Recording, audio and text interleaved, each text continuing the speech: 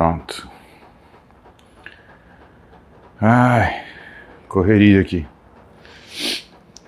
E vocês aí, como é que vocês estão?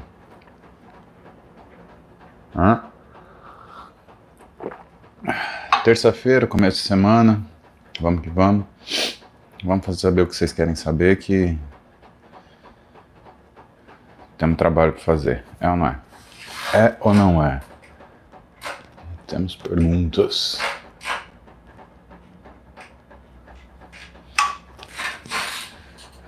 Aninha Fontinelli. Tenho diferença na perna, um quadril mais alto que o outro. E mesmo tendo emagrecido e treinado sempre, ainda me incomoda. Seria indicado uma cirurgia? Tenho 27 anos. Depende de quanto é essa diferença, sabe, Aninha? Porque a diferença de comprimento de membro, pra você ter uma ideia, a gente costuma compensar, por exemplo, com palmilha, né? Porque uma cirurgia que você faz de alongamento ósseo, que normalmente é o que é feito quando você tem diferença de comprimento de tíbia ou de fêmur, é um negócio razoavelmente complexo, né? E é uma coisa que demora em processos de cirurgia entre 1 e 2 anos. Não é uma coisa simples, né? Mas é difícil saber, né? A gente precisa saber se essa diferença é óssea mesmo, né? Se é alguma coisa assim. Né? O que a gente faz? Primeiro a gente faz uma radiografia que chama escanometria, né? E que vê o comprimento total dos seus membros inferiores, e a gente dessa forma consegue saber quais são esses níveis de diferença que você tem.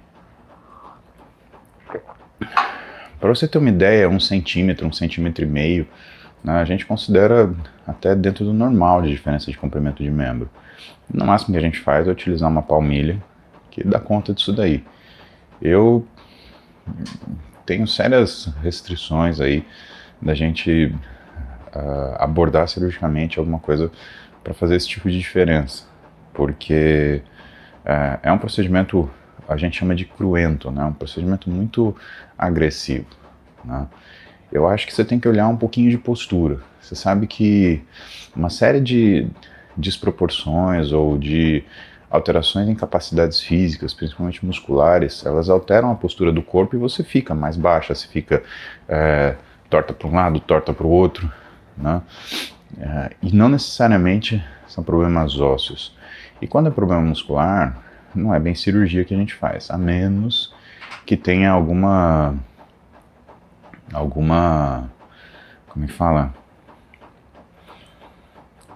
Algum encurtamento muscular muito sério, né? Quando existe isso, né? Quando existe uma contratura muito séria,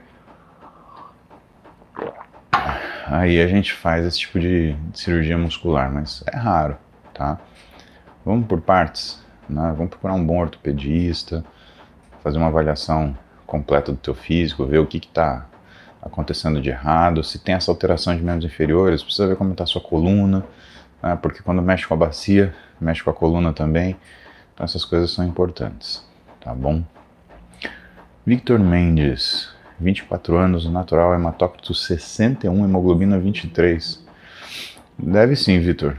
Né? O que a gente tem como normal é até 49%.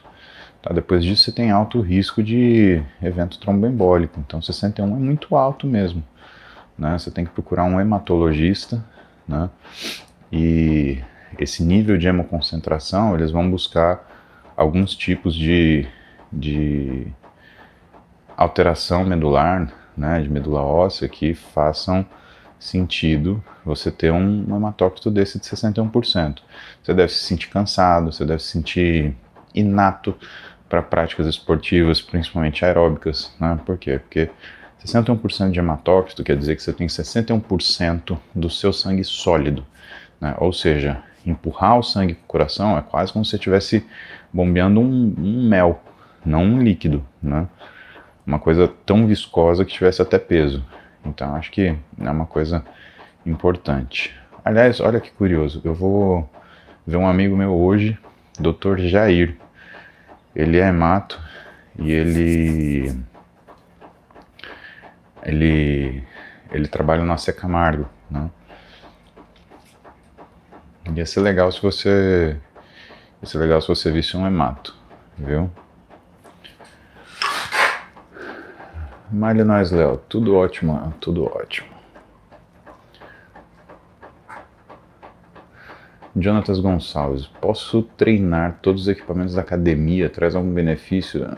Se você não tiver organizado, é só esforço, né, Jonatas? Não é um treino, né? Então é muito diferente você ter treino e esforço, né? O problema do esforço é que ele não é direcionado, e aí isso só cansa o seu físico. Então, se a gente pega você e coloca para fazer todos os equipamentos da academia, o que começa a acontecer? Você chega num nível de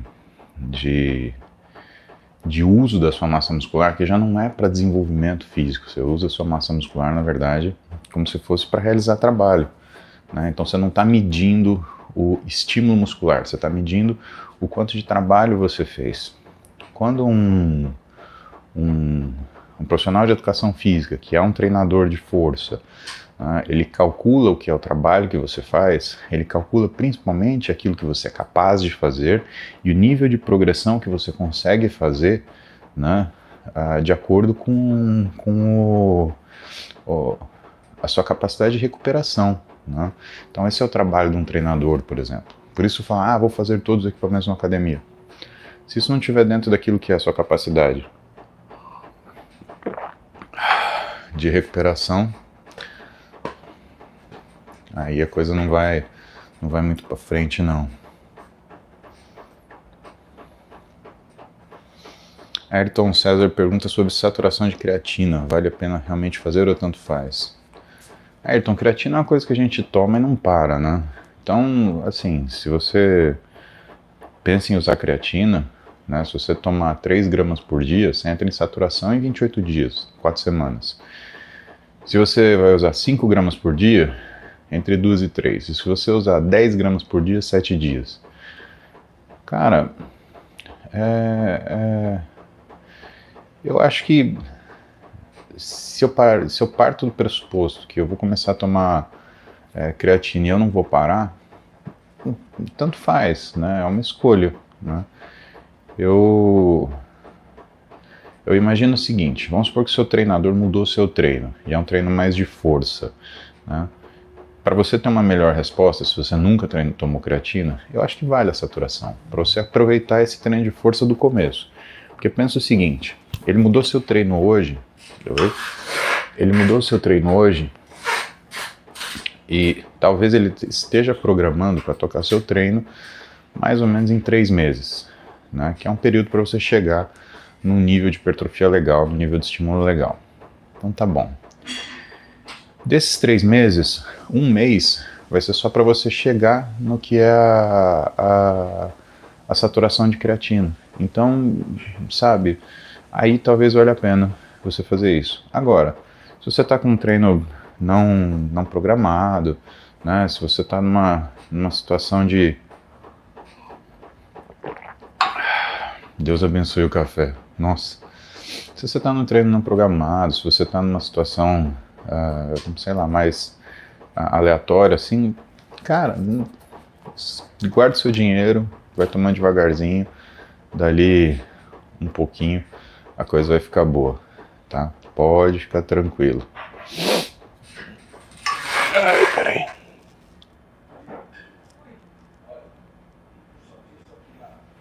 Pronto. Muito legal. Muito legal.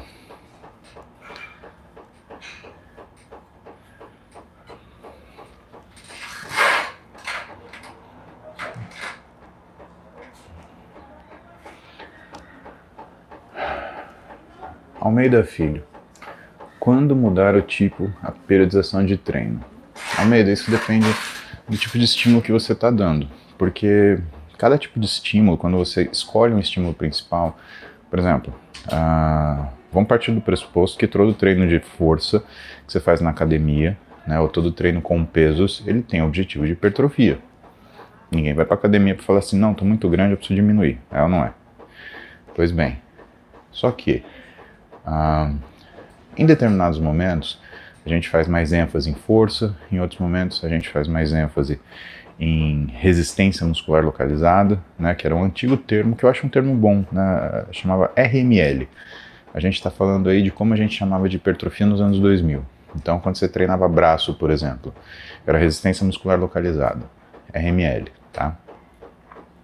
Esse termo acabou sendo abandonado, né, não é uma coisa que a gente utiliza hoje em dia, mas ele tem muita relação com hipertrofia, né, porque você terá hipertrofia quando você tiver muita força sendo repetida exaustivamente, tá?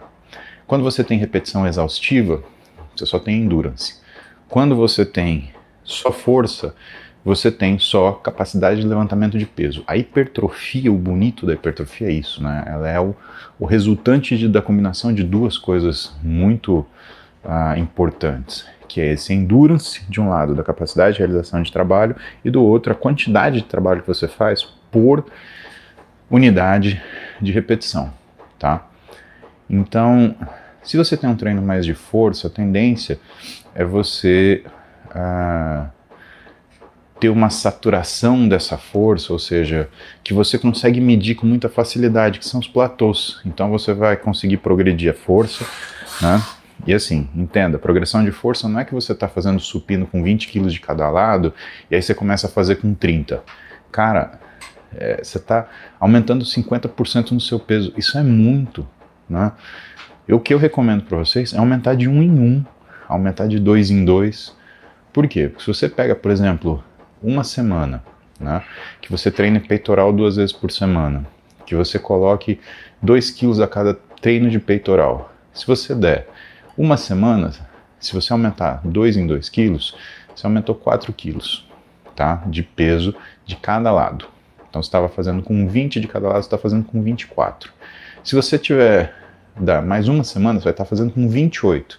Ou seja, você tem um incremento de quase 50% do peso carregado em 2 semanas. Olha quanto que é isso. Tá?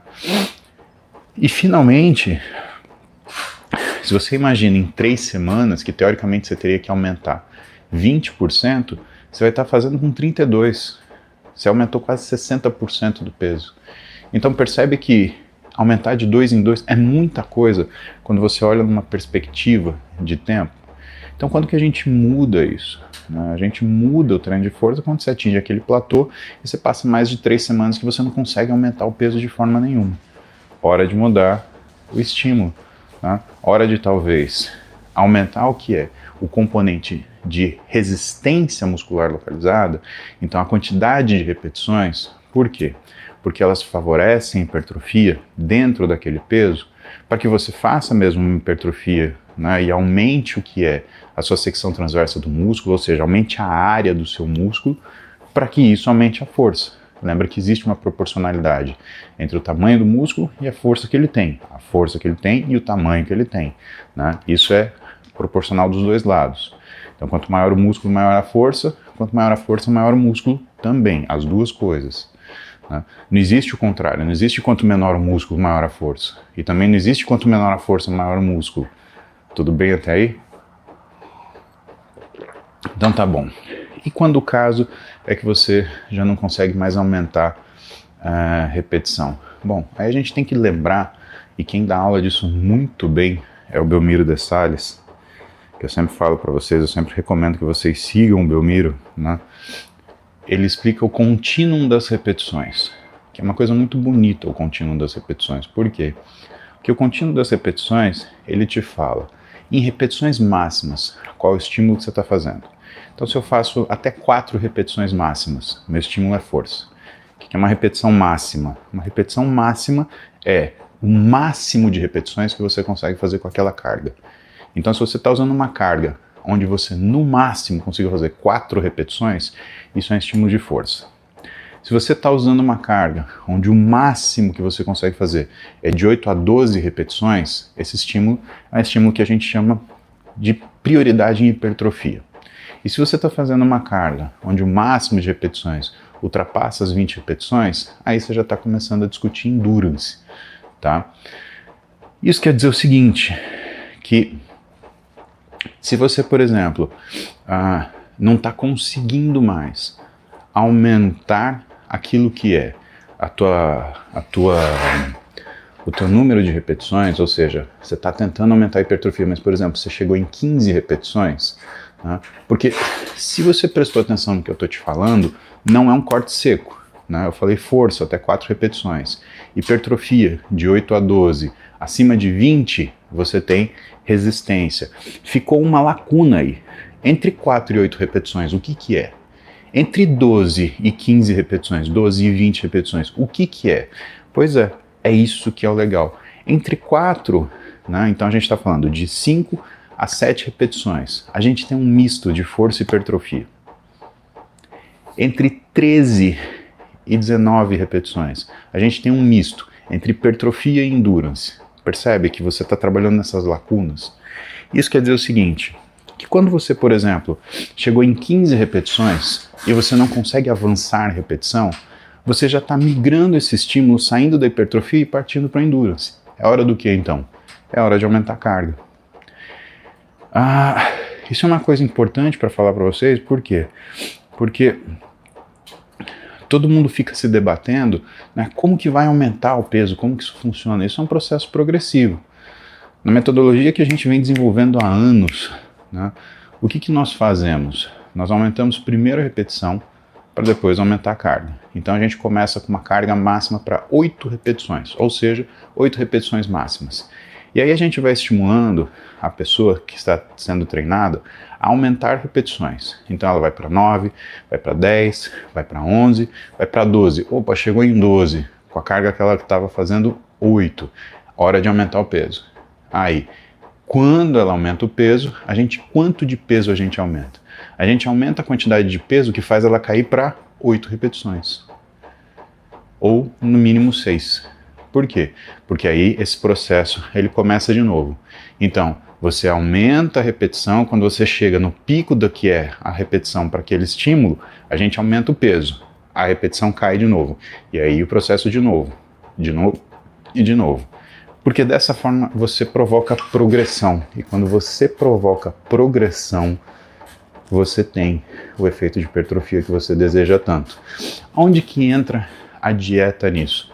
Bom, a dieta é o que permite, com aumento calórico progressivo, que você tenha aumento de repetição ou de peso. Percebeu como as coisas elas são juntas? Você consegue entender o quanto essas coisas elas são intimamente ligadas e interdependentes, ou seja, a repetição depende da caloria, o peso depende da caloria. E vai chegar um momento que é onde entra toda a parte de medicina esportiva. Entenda que medicina esportiva ela é um guarda-chuvão, né? Então, quando você fala em performance humana, você está falando de medicina esportiva. Quando você tem, por exemplo, um treinador condicionando um paciente dele, um aluno dele, a aumentar a força nos treinos, você tem ele fazendo medicina esportiva. Tanto quanto quando você tem um treinador condicionando um paciente que passou por um infarto, que passou por um problema pulmonar e está recondicionando ele dentro daquilo que é o aumento da capacidade física, isso é medicina esportiva também. Tá? É a medicina esportiva dentro do treinamento. Né? E quando a coisa chega nesse nível de elaboração, aí é o detalhe. E é aí que a coisa conta. E é aí que, por exemplo, fica importante o que é o fracionamento de refeição, aí que fica importante o que é o controle dos macronutrientes, aí que fica importante você, por exemplo, seguir aquilo que é a orientação de não sair da dieta ou de você ter horário fixo para você comer. Porque quando a gente está no mundo geral, quando a gente está naquela coisa sem especificidade, né, qualquer coisa que você fizer pouco importa. Agora, quanto mais você vai arrumando para uma situação específica e muito controlada, mais você vai precisando desse tipo de cuidado. Nossa senhora, rendeu essa pergunta, hein? Espera aí que chegaram uns superchats aqui. Fernando Hipólito, ele pergunta: qual a melhor dica de treino para quem tem costocondrite no peito? Eu estou sentindo dores no peito depois dos treinos. Fernando, é curioso, porque costocondrite normalmente é uma coisa que tem a ver com trauma, né? É comum em esporte de luta, é comum no jiu-jitsu, karatê talvez, né, judô, né? Mas sempre que você tem um componente de flexão com torção do tronco, você ameaça uma costocondrite, tá?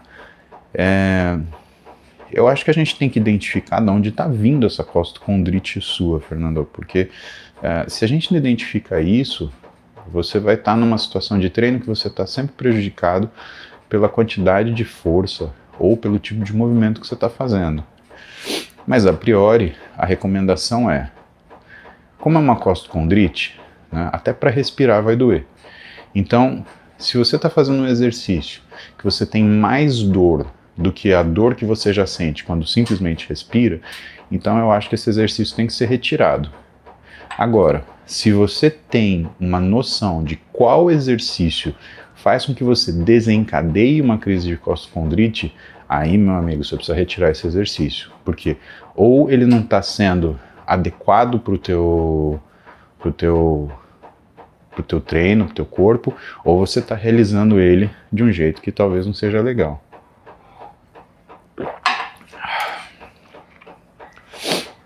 Vinícius Tedim. O Vinícius já esteve por aqui. Coenzima B12, cobamamida, anabólico não esteroidal old school, funciona ou não? Eu tomei isso novo e na época eu notei diferença. Fui tomar um ano atrás, com mais de 50, não notei nenhum resultado. Olha, Vinícius, é assim, é que com 50 anos, meu amigo, tem várias coisas que podem estar faltando para você, né? Quando você tomou isso novo, provavelmente isso foi uma coisa além do que era a sua necessidade e você aproveitou isso para o exercício. Esse é o ponto. Agora, quando você usou isso daí, né, agora com 50 anos, como que você garante que todo o restante ele esteja suficiente? Percebe? Então a gente tem que entender que quando muda a idade ou, nesse caso, a situação, outras coisas podem estar faltando. E aí a gente corre atrás do que? Tá faltando, tá? Porque não adianta você supersaturar de uma coisa sendo que está faltando outra. Eu supersaturei de B12. Você tem folato para aproveitar tudo isso? Né? Mais ainda, você tem ferro para aproveitar tudo isso? Né? Se você não tiver, por exemplo, ferro, como é que está a sua tireoide? Né? E se você pensou em tireoide, você tem que pensar em coenzima Q10, zinco, além do ferro e selênio. Você percebe como uma coisa ela espalha assim, ó, e aí você tem um mundo, um universo de coisas que você precisa pesquisar para você saber se aquilo que você está fazendo é suficiente ou não. Então, o que eu te dou de dica? Né? Faça um check-up bacana, veja quais são as principais vitaminas, então A, D e E pelo menos, né? Faça uma avaliação como você está de hormônio, de tudo, tireoide, gônada, né? Suprarrenal, né? Passa por isso e aí você consegue detectar o que está te faltando. Você já pensou que às vezes pode estar te faltando caloria? E se você não tiver um consumo adequado na quantidade de caloria, ou então, se você não tiver a quantidade ou a distribuição ideal de caloria, você vai estar prejudicado? E no final são detalhes, meu amigo. São detalhes. Ryan Gustavo. Salve pro Pantanal das Abelhas. Salve pro Pantanal das Abelhas, então. Um abraço, Ryan. Aves mansas. Nootrópico de fato é uma smart drug? Aumenta o foco, a atenção, a memória e o raciocínio? É crônico? Pode ter muitos colaterais? Cara, que pergunta boa. Porra, eu acho que essa tem que ficar nas top 10 da vida, viu? Então tá bom, vamos lá. Nootrópico, ele não mexe com a sua memória, e você tem que entender que muitas vezes você fala memória e na realidade você quer dizer aprendizado. Existe uma relação muito íntima entre memória e aprendizado. Quem fala muito bem disso é aquele amigo meu que vocês conhecem, professor Dr. Eslen Delanogari, tá? Ele é um ótimo cara para você fazer essa pergunta também. Então o que acontece?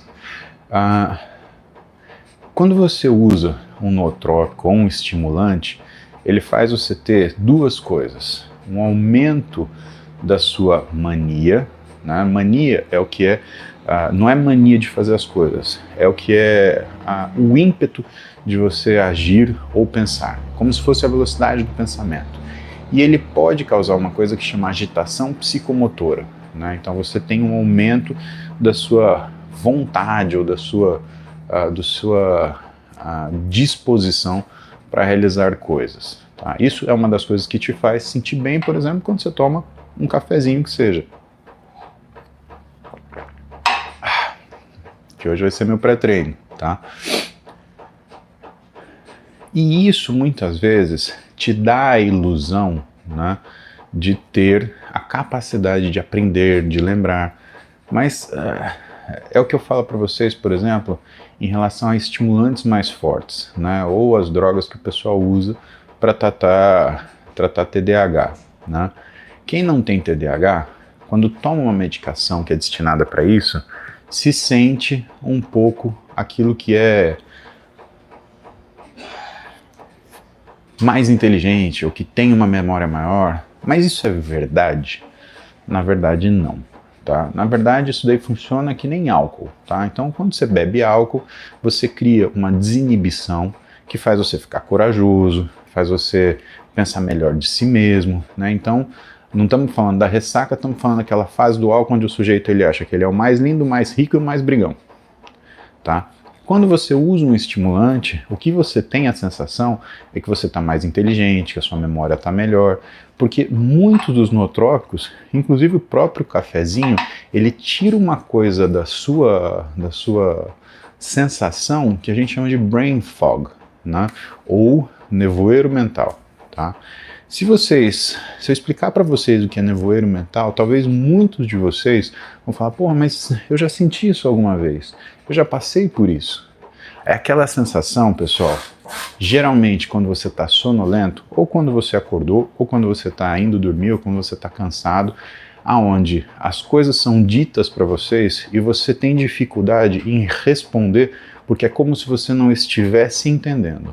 Vocês já passaram por isso, por exemplo, em aula, vocês já passaram por isso em palestra, vocês já passaram por isso em situações onde às vezes você está enfadado com alguém, a pessoa está falando para você e você fala, meu Deus, eu não entendo nada do que essa pessoa fala. Esse eu não estou entendendo nada do que a pessoa fala, como se você não chegasse a palavra dela na tua mente, é o que a gente chama de brain fog.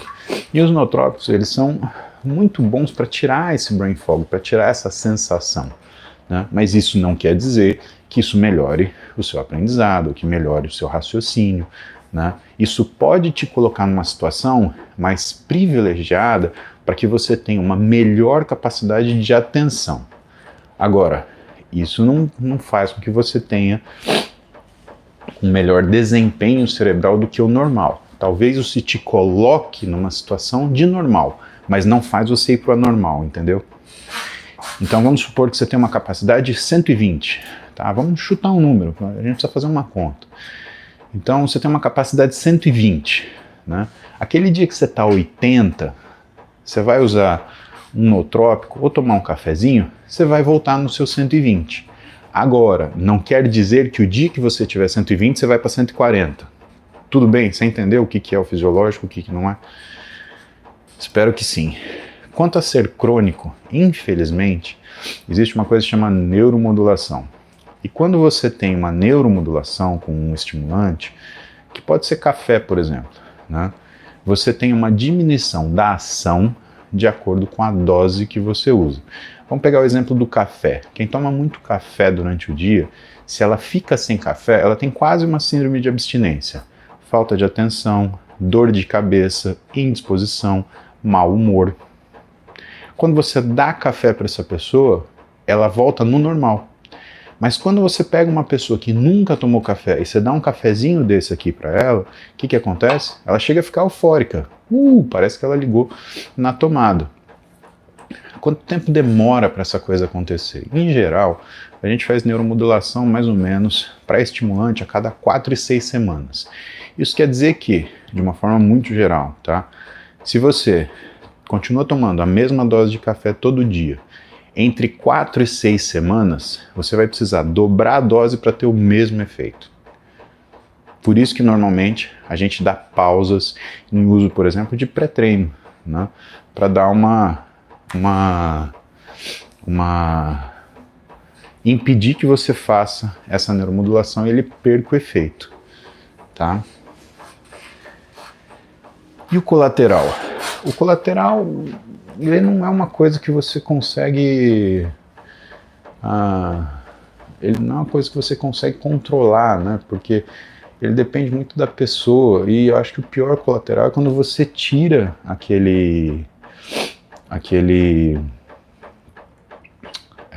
como é que fala? É quando você tira aquele estimulante, e aí você sente, parece que o teu corpo ele deu uma travada, né? Eu vi aqui, quem comentou? O Delvin Williams, né? Ele fala do Lion's Mane, ou juba de leão. Então, Delvin, o Lion's Mane, ele na verdade ele é um cogumelo, né? Ele é um fungo, né? E realmente você tem razão, tem estudos que falam sobre o uso de determinados fungos e o aumento da neuroplasticidade. Só que aí, a gente entra numa seara que é muito delicada, porque quando você fala de fungo, inclusive tem alguns que são alucinógenos que aumentam a neuroplasticidade, né? Que eu posso te falar do Lion's Mane mais? Bom, como ele é um fungo, as doses do Lion's Mane, eles costumam ser altas, né? Então você vai consumir aí acima de 500 miligramas por dia. Mas existem poucos estudos que comprovem esse uso na prática como se ele fosse um nootrópico validado, né? Agora, se você se sente bem, cara, se você não tem nenhum colateral, né? O Lion's Mane ele não é um fungo alucinógeno, né? Um cogumelo alucinógeno, então tudo bem, pode usar, né? 4 gramas você usa? É essa dose mesmo, né? Ela começa em 500 miligramas e aí vai subindo. E não se assustem, pessoal, dose de fungo, né, dose de cogumelo é sempre mais alta mesmo. Então, Delvin, muita coisa aumenta BDNF. Exercício aumenta BDNF, alimentação incorreta faz cair BDNF, né? Então é muito difícil você usar uma medicação ou alguma substância que fale para você o que ela arrogue melhorar BDNF, porque é muito complicado você isolar fatores que mexam exclusivamente com BDNF, entendeu?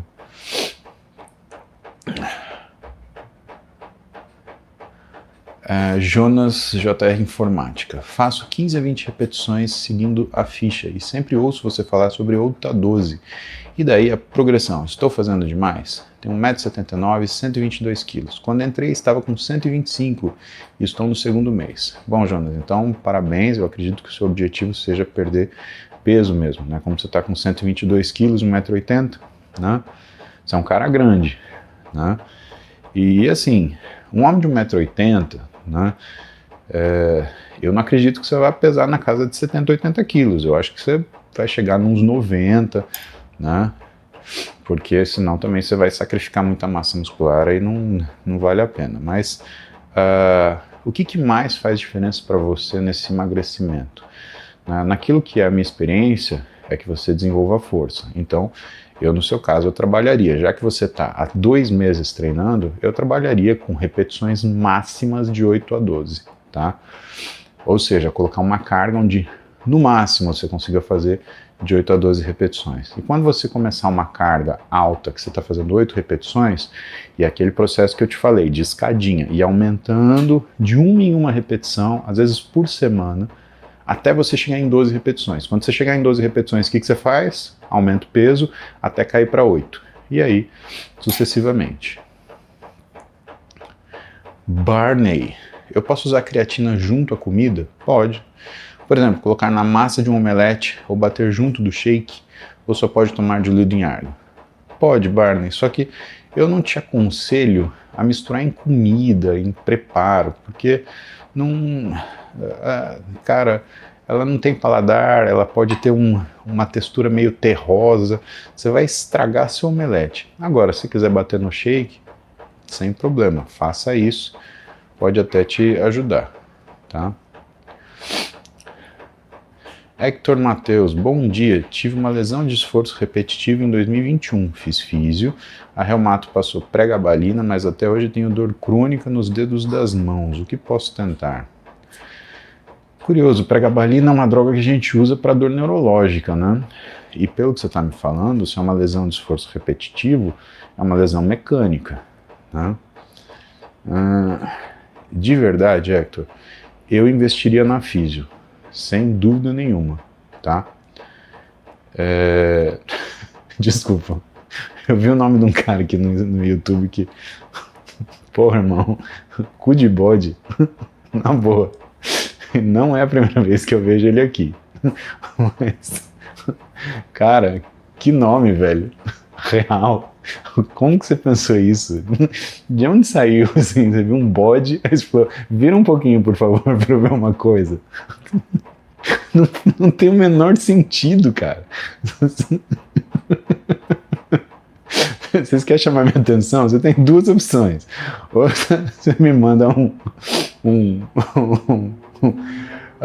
essa pergunta colorida aqui, ou então você troca o seu nome. Como você faz isso? Cu de bode. Sabe que você... Ai, cara, eu vou chegar no sítio do meu pai. Onde foi o Paulinho? Ele foi procurar um bode. Por quê? Vai explicar pro velho. Ai, cara, a internet tá foda. Não, é sério. É lendário. Ai. Quase um Léo Torresmo. Ô, Hector, então investe na físio, tá, meu? Faz isso. Ai, Jesus amado. É muito minha cabeça. Leonardo Bidese, bom dia, tomo muito café sem açúcar. É liberado em uma dieta para perda de gordura e hipertrofia? Para perda de gordura sim, Léo, mas para hipertrofia você tem que tomar cuidado que às vezes a quantidade de café que você toma, né, ele aumenta o seu desgaste muscular. Como que a gente olha isso? A gente olha isso pela ureia. Então café, ele é muito bom em excesso, né, para fazer com que você aumente o desgaste muscular. E como que a gente nota isso? A gente observa aumentos de ureia, tá? Ryan Gustavo, obrigado, Ryan. Nós tudo é zica. Ai. Tiago Bertonha, bom dia, tio Múcio. Tô falando sério, faço uso de venlafaxina para ansiedade. Comecei a treinar com personal há um mês. Existe contraindicação do uso de pré-treino, creatina ou termogênico? Pré-treino e termogênico, sim, Tiago. Se você é um cara ansioso, você vai usar drogas ou medicações ou substâncias que elas alteram absolutamente o seu estado de humor, né? Então não recomendo. Mike Menezes.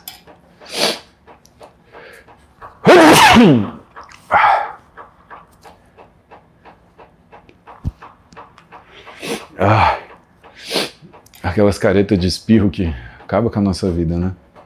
Deus me livre alguém tirar um print disso. Mike Menezes. Semana passada, nos treinos de costas e peito, eu senti uma dor no lado direito do peito. O que poderia ser? Não tem problema cardíaco. Bom, para te aliviar, né? Normalmente, dor torácica, menos que você tenha uns citos inversos, né? Para ser problema no coração, é do lado esquerdo. Então, você já pode ficar sossegado, Mike.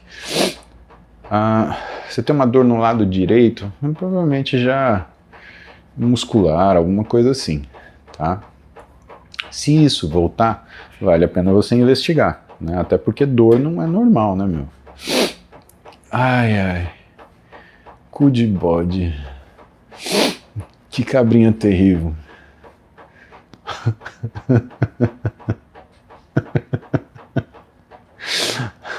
Vou ficar procurando isso na internet. Já pensou parar no Google? Escreve assim, cu de bode. Aí de repente tua mãe, tua mulher ela usa o teu computador, ela vai fazer as pesquisas no Google, ela vai sem querer olhar as últimas pesquisas. Aí tem lá, emagrecimento, ganho de massa, cu de bode. Cara, tem noção? Ai, ai. A pessoa vê isso, nossa, o que fulano tá pensando? Meu Deus.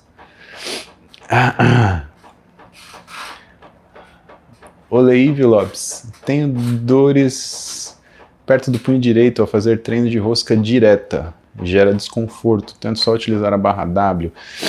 Olha só, é uma dor que vai do cotovelo para o punho, porque se for, isso é uma compressão de nervo interósseo posterior, isso é super comum. E aí o que a gente precisa fazer é...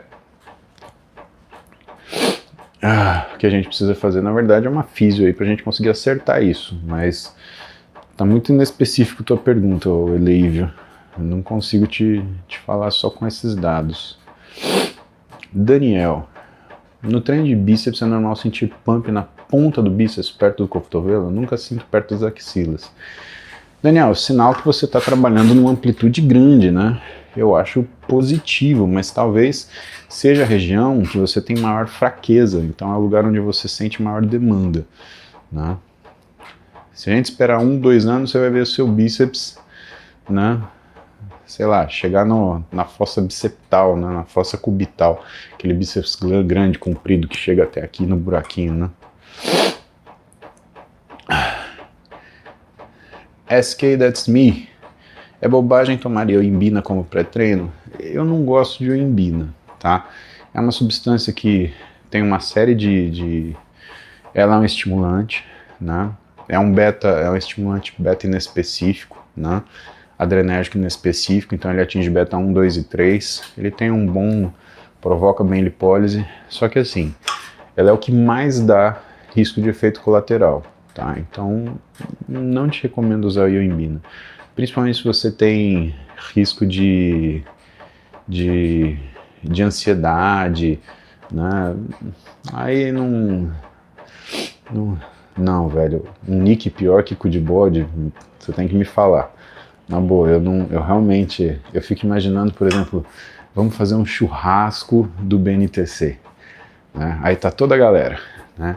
Aí tem lá o Geraldo Santos, tem a Camila Leão, tem o Adriano Ugi, tem a Caroline Cavalcante e tem o cu de bode. Cara, me ajuda, irmão. Sabe? Como assim? Ai, ai. William Boita, é possível alguém ter 930 de testosterona sem usar nada? Sim, é muito possível, principalmente se essa pessoa ela tem um SHBG mais alto, tá? Tem um caso muito curioso no meu consultório, é um homem de 50 anos, ele tem 1000 de testosterona sem usar absolutamente nada, só que em contrapartida ele tem um SHBG, uma proteína carregadora de hormônios sexuais, que é mais alta do que o normal também, 60. Ou seja, ele não tem tudo de testosterona livre, né? Mas é normal sim, isso acontece. Lucas Alves, estou treinando para uma maratona, mas quero continuar a treinar para hipertrofia. É possível juntar os dois? Existe conceito de atleta híbrido? Ótima pergunta, Lucas. O que acontece é assim, o seu objetivo principal vai ser o fator limitante para o objetivo secundário, tá? Ou seja, quanto melhor você se tornar na maratona, menos hipertrofia você vai conseguir fazer, infelizmente, tá? Então, existe híbrido no sentido de você conseguir fazer bem as duas coisas, mas ótimo, você só consegue fazer uma coisa só, tá?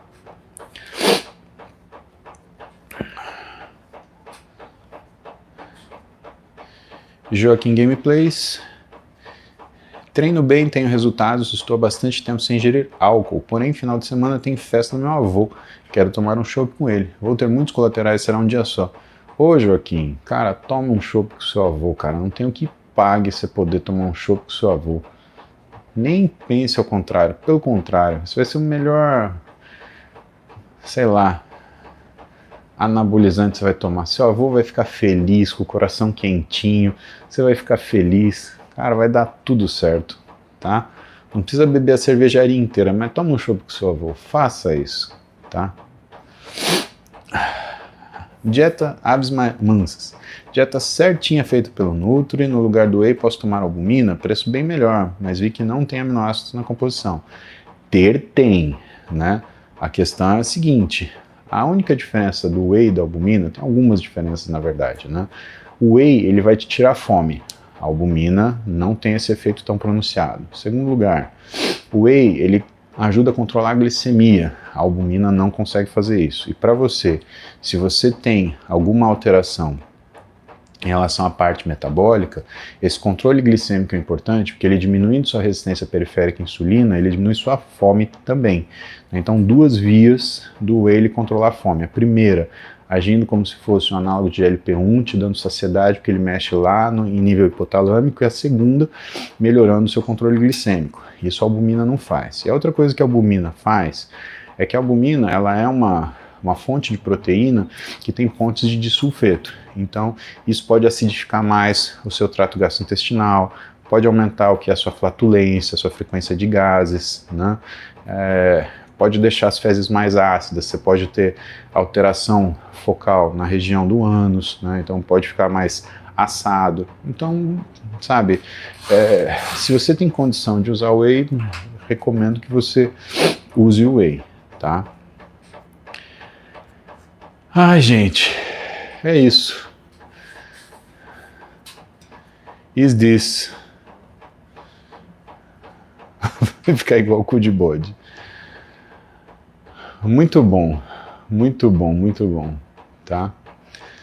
Galera, eu preciso ir treinar, porque já já eu entro no meu ritmo louco, tá bom? Então que vocês tenham uma terça-feira maravilhosa, um beijo no coração de vocês e a gente se vê amanhã, certo? Amanhã tem mais, todo dia tem, tá bom? Fiquem bem. E não vai ficar caçando o que é cu de bode na internet, hein? Pelo amor de Deus. Beijo pra vocês.